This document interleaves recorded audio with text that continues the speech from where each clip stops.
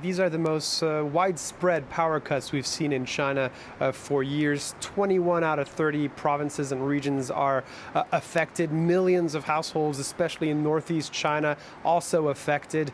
And in general, a really bad situation. Even here in Beijing, we've received a warning that over the course of the next 10 days, some areas of the capital of China could experience power cuts. So what is the government exactly doing to combat this, to address this issue? The regulator here in Beijing has said that they're going to prioritize people's basic needs.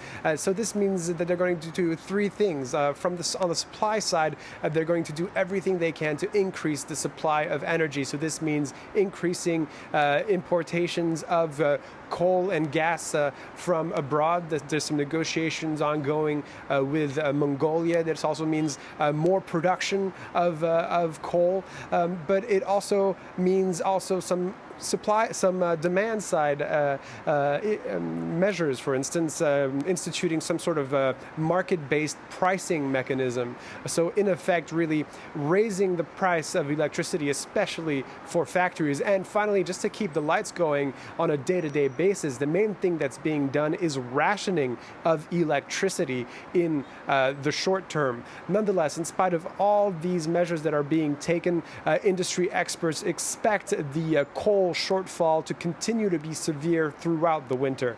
Yeah, listening to what you're saying there, Charles, I mean, the impact of on the economy is also obviously of concern, but Beijing also worried about potential really social ramifications of all of this.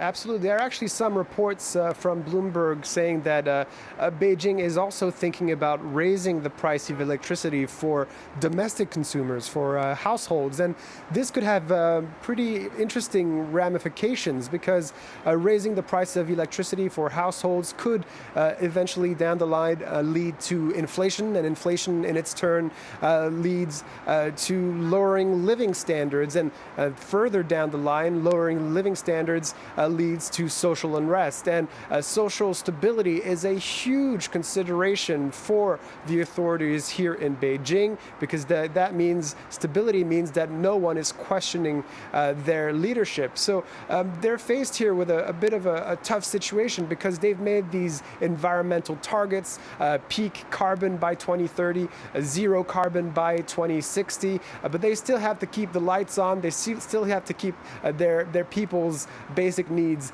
met, and over 50% of the energy mix here comes from coal.